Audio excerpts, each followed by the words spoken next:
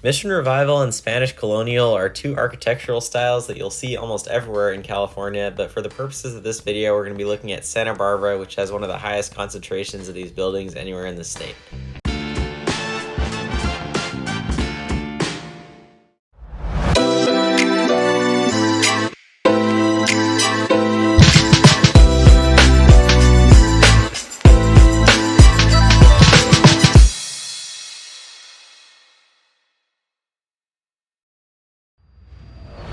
To see where the inspiration for these styles first came from, we have to look back at two historic buildings that existed way before Santa Barbara was even considered a city. Presidio and Santa Barbara are really the main inspiration for the movement of Spanish colonial architecture in the area. Even though there are some obvious differences between this and modern buildings like the thatched roof and adobe walls, many of the main design elements still remained in modern buildings that were constructed hundreds of years later. Even though this building was finished in the late 1780s, it still has many design elements that new Spanish colonial buildings in the present day have, such as the terracotta tiled roofs and floors and white exterior walls, which you'll see in other notable buildings like the Santa Barbara County Courthouse. Even though there aren't that many differences between Mission Revival and Spanish Colonial specifically took over most of the architecture in Santa Barbara starting in the 1920s and continuing on to the present day. In June 1925, Santa Barbara was hit with a severe earthquake, and just 11 days later, the City Council established an Architectural Review Board, which was one of the first in the state and the country. Although this board only lasted a total of 8 months before it was later dissolved, the ideas it created of creating a unified Spanish colonial architectural style in Santa Barbara persisted years later. Mission Revival architecture, the subtype of Spanish colonial that's also very common in Santa Barbara, obviously originated from the Spanish missions that were built around the same time as the presidios in the area. Mission Revival buildings often feature more archways on the exterior and can be distinguished from Spanish colonial buildings because they have far less decorative detailing and only simple red terracotta tiles on the roofs and floors. Some of the original missions, like this one in Santa Barbara, also featured white stucco on the exterior walls over adobe or brick, and some of the areas, such as this church, were also covered in exposed stonework. The less detailed style of Mission Revival specifically often existed in Santa Barbara long before the Spanish colonial movement of the 1920s and can be seen in earlier buildings like the Santa Barbara train station finished in 1905. This is one of the best examples of a train station in the Mission Revival style in California, and it features simple brown stucco on the outside with archways and a red terracotta tile roof with very little extra decorative detailing. The front of the building facing the tracks also has mission-style parapet walls over the flat roof that's above the archways. This building was designed by architect Francis Wilson, along with a very small building across the tracks from this called the Signalman's Building, which was built in 1910. Simply walking down the main downtown area, and especially State Street in Santa Barbara, will allow you to see most of the Spanish Colonial and Mission Revival style older commercial buildings in this area, and many of these are one level or two level, built out of brick with white stucco on the outside, and many also feature terracotta roofs. Many of these buildings were built following the 1925 earthquake and the Spanish colonial architectural movement, but those that weren't, that were previously just exposed brick, were simply covered in white stucco and given a few terracotta tiles on the roof and the outside to make them appear more in the style. There's also some more famous examples nearby, like the Lobero Theater, which was built in the early 1920s and features wide archways and terracotta floor and roof tiles, also in the Spanish colonial style.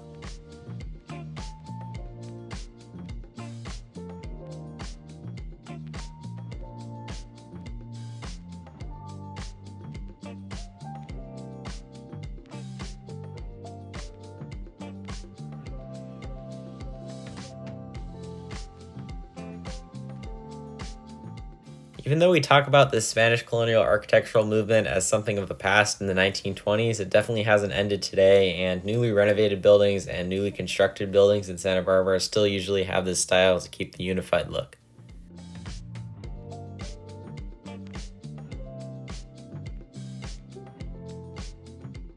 The Arlington Theater is also another example of a theater in the Mission Revival style, with its large tower in the background as well as archways and tile work in the front.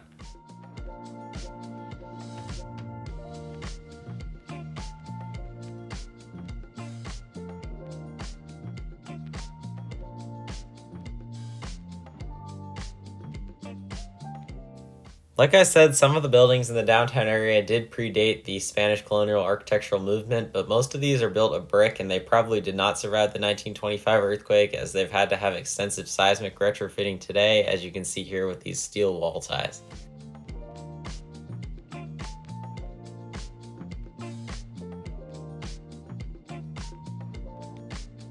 Alright, so we're here checking out one of the best examples of this style architecture here in Santa Barbara, which is the historic county courthouse here, finished in 1929. What we're standing in right now, this is called the Sunken Gardens. This is actually, you see all these stone walls along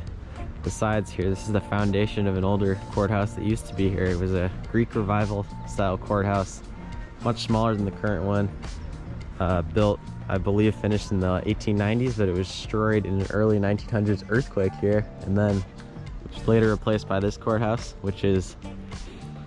built in the Mission Revival style. It's actually a steel-framed building with white stucco, terracotta tile roof, beautiful tile work inside, stone work on the outside, mostly sandstone like you can see there.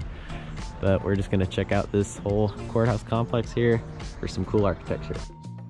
The whole Santa Barbara County Courthouse Complex is considered one of the greatest examples of Spanish colonial architecture in the entire state, and the old Greek Revival courthouse it replaced was built in the 1870s with an addition added onto it in a simpler style in the 1890s. Here you can see the original Greek Revival style courthouse in around 1875, and later in the 1890s, as you can see, a Queen Anne style addition was added as the city outgrew the current size of the courthouse. Plans for a new courthouse first surfaced in 1919, but none of these plans actually became reality until the current courthouse was destroyed by the 1925 earthquake, and here in 1926 you can see the steel framework for the new courthouse starting to go up. Both the inside and outside walls of the building were done in white plaster and stucco, and it was chosen to use local sandstone quarried less than 20 miles away for the exterior archways and doorways. Along with the archways made of sandstone blocks, there were many ornate sandstone carvings such as a fountain in the front of the building, as well as sandstone carvings along the roof line in certain areas.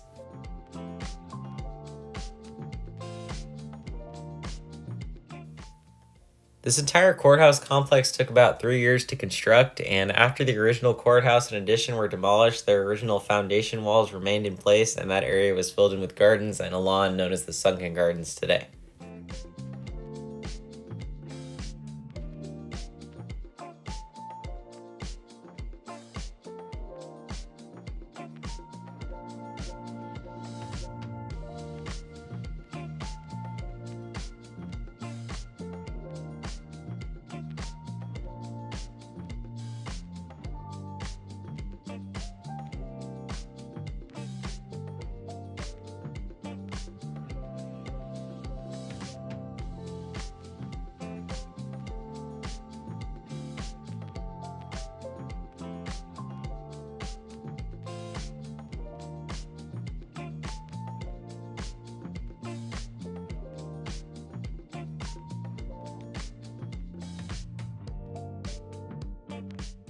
The exterior of this building also featured light fixtures made of copper and window frames painted green, which stays consistent with the Spanish colonial style that's often seen throughout Santa Barbara, as most of these buildings do have green painted window frames.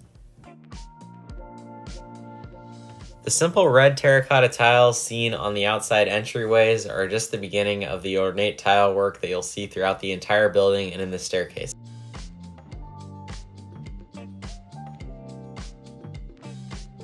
Coming into the main entrance of the building from either side, there's two massive carved sandstone arches with decorative carvings on them on either side, as well as a decorative sandstone frame around the main door to the inside of the courthouse.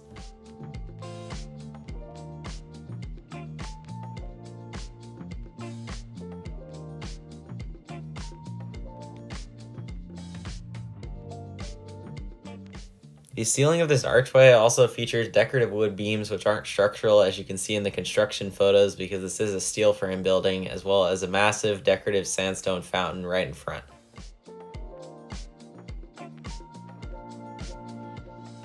Some restoration work has been done on this courthouse recently, and although 99% of the sandstone that you're going to see here is original, this fountain sculpture isn't original and was redone around 2015 to replace the original one that was destroyed by weather over time.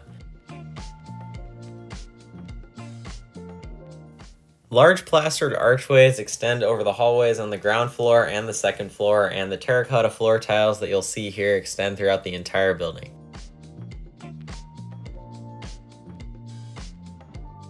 The terracotta floors in the building and tile work throughout are all original but have been restored in the last decade by being resealed and deep cleaned after years of use.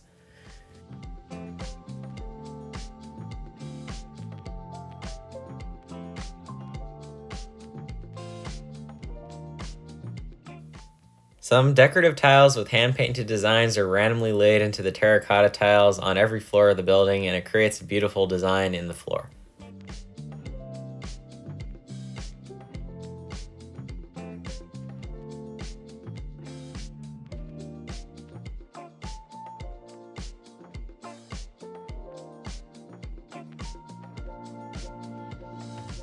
Keeping with the Spanish colonial style, along with the terracotta floors, the inside walls are all done in white plaster, and the ceilings of the hallways have the same decorative wood beams as the outside archways, which are still not structural because of the steel framing.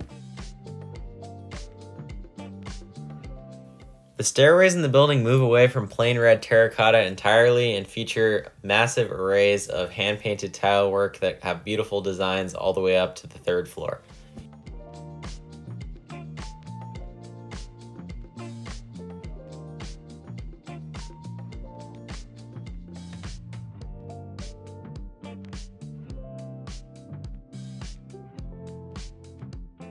These tiles are still made of terracotta actually, and they're not regular ceramic tiles because you can see the red clay on the edges if you look closely. They're just glazed over and painted instead of being left exposed. Continuing the much more ornate designs found in Spanish colonial architecture as opposed to Mission Revival, you'll see painted plaster ceilings throughout the stairways, as well as a whole new pattern of terracotta floor tiles on the second floor hallways.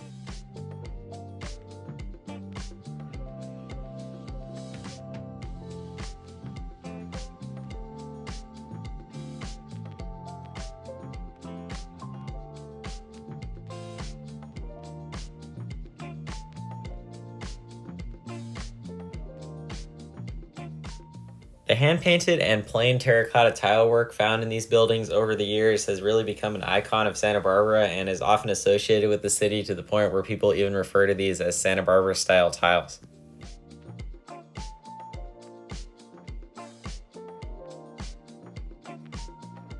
Stepping into one of the actual courtrooms, you can see the massive chandeliers hanging from the ceiling, which is made of painted plaster with more painted decorative wood beams below it. The ornate design features continue with a whole new pattern of terracotta floor tiles in this room alone, as well as heavy carved wood doors and murals painted on the walls.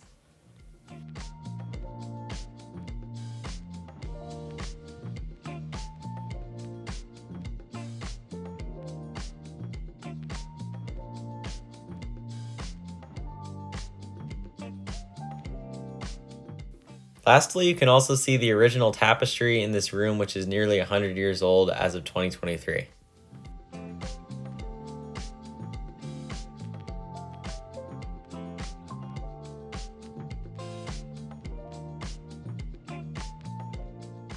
Heading up to the viewing area on the courthouse tower, you can get a view over the terracotta tiled roofs of the entire complex, which have also become an icon of Santa Barbara over the years, and you can see the original wrought ironwork in the railings and other things on the viewing area.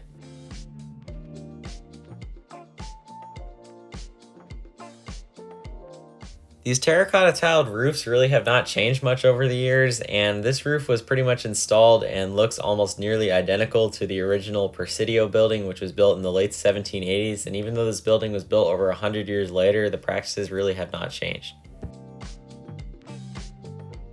These roofs are one of the greatest examples of true terracotta tiled roofs in Santa Barbara, as many of the newer buildings have concrete tile that's just dyed red to look like terracotta, although terracotta is still pretty common in the city.